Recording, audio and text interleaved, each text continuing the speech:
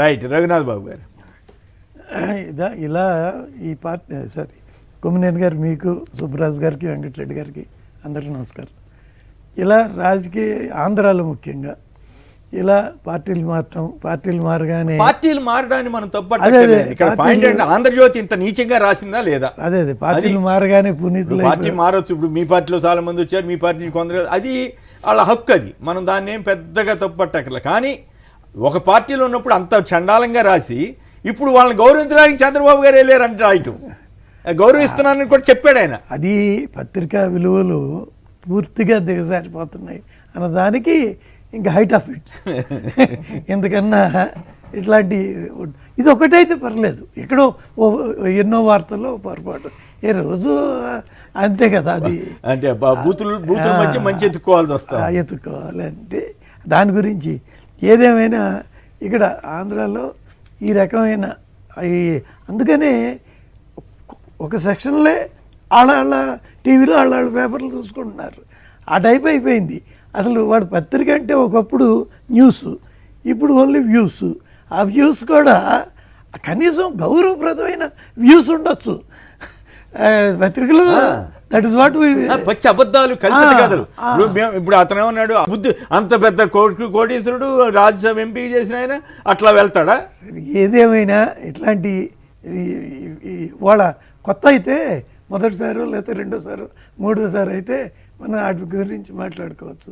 ఇక ఆ పేపర్లు ఎంతే దిగజారిపోయారని అంటారు, బాధపడుతున్నారు. అట్లా వేకర్ సెక్షన్లో మీరు ఒప్పుకోండి. వేకర్ సెక్షన్స్లో SC, ST, BC, minority, lower middle class, upper క్యాస్ట్లోని పేదవాళ్ళు, వీళ్ళందరూ కూడా నాకు చాలా కమిటెడ్గా కనిపించారు.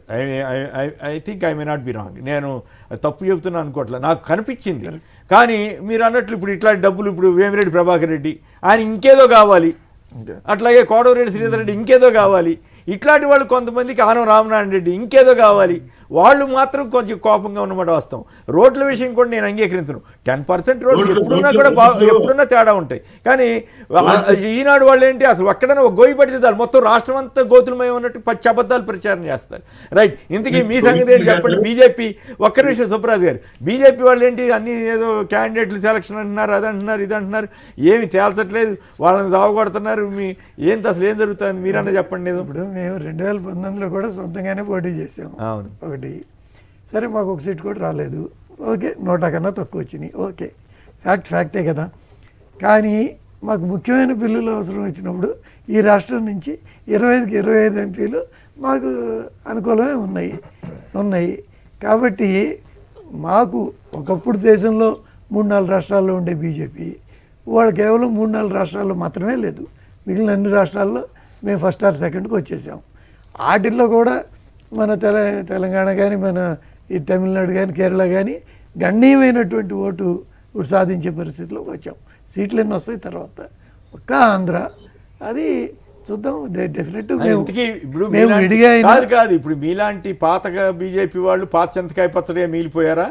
తెలుగుదేశం నుంచి వచ్చి జాయిన్ అయిన లేదా ఇతర కాంగ్రెస్ నుంచి వచ్చి జాయిన్ అయిన వాళ్ళది ఇప్పుడు కన్నా లక్ష్మీనారాయణ గారు మీ దగ్గరికి వచ్చాడు, మళ్ళీ తెలుగుదేశంలో గెలిపాడు. ఇంకో వార్త కూడా వచ్చింది, వీళ్ళ మీడియా ప్రతినిధులతో నేను విశాఖపట్నంలో ఎవరో సమావేశం అయ్యి ఆయన క్లియర్ గా తెలుగుదేశం వాళ్ళు ఎందుకు విమర్శించట్లేదని చెప్పి తెలుగుదేశం నుంచి బీజేపీలోకి వచ్చిన పవన్ కళ్యాణ్ పొత్తు కుదిరింది, నేను నానా దొబ్బులు తిన్నాను, ఎందుకు అంత చేవాట్లు పెట్టారంటే అంత చేతరించుకుంటున్నారో తెలుగుదేశం పార్టీని కొంతమంది మీ దాంట్లో. అయినా తెలియదులే. కానీ ఒకటేంటంటే ఇప్పుడు తరం మారే కొద్దీ ఒత్తు ఉండాలనుకుంటున్నారా వద్దనుకుంటున్నారా మీరు? మేము అది అధిష్టాన నిర్ణయం. నిన్న మీటింగ్లో ఏం జరిగింది?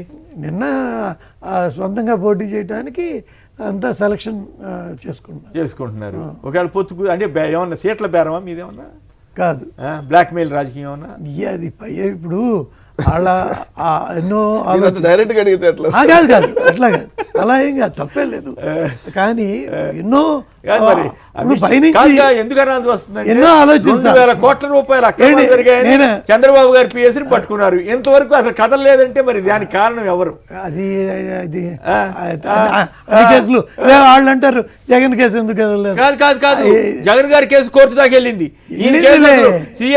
ఇక్కడ దాకా అయిపోయింది కదా, అయిపోయింది కదా. నిన్న మీ మధుకర్జీ అన్నాడా లేదా తెలుగుదేశం వాళ్ళు మీరు ఎందుకు విమర్శ చేయట్లేదు, లేదా ఓన్లీ వైసీపీ మీద మీరు ఎందుకు విమర్శలు చేస్తున్నారనే అది మరి ఇద్దరు ఇప్పుడు నేనైతే ఉదాహరణ కోసం మీ గురించి మీరు పాత కాపులండి. మీరు అసలు ఇప్పుడు మీదేముంది నాయకత్వం, మీరు పాపం ఏదో అట్లా తిరుగుతున్నారు తప్ప ఏదో అప్పుడు ఏదో కాబట్టి నేను చెప్పేది మీ పురంధరేశ్వరి గారి గురించి, లేదా మీ సీఎం రమేష్, మీ సుజనా చౌదరి, వీళ్ళు ఎవరైనా ఒక్కసారైనా టీడీపీ చంద్రబాబుని తిట్టారండి?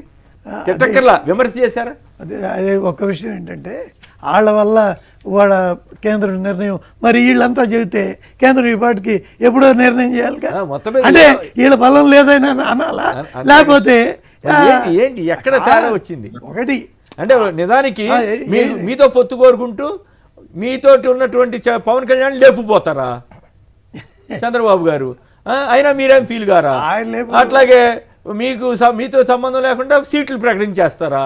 ఇంకేంది మీ పరువు, మిమ్మల్ని ఏమో బదిలాడుకుంటారు, ఇంకో పక్క ఏమిటి చేస్తారు? పవన్ కళ్యాణ్ గారు అన్నాడు ఒక విషయం, మీకు సిగ్గు లేదా? మీ దగ్గర మీ పార్టీని వెళ్ళి మీతో కాపురం ఉన్నాయి, అక్కడికి ఎవరి దగ్గర లేకపోతే మీకు సిగ్గు లేకపోతే ఎవడేం చేస్తాడు? మరి కాదా?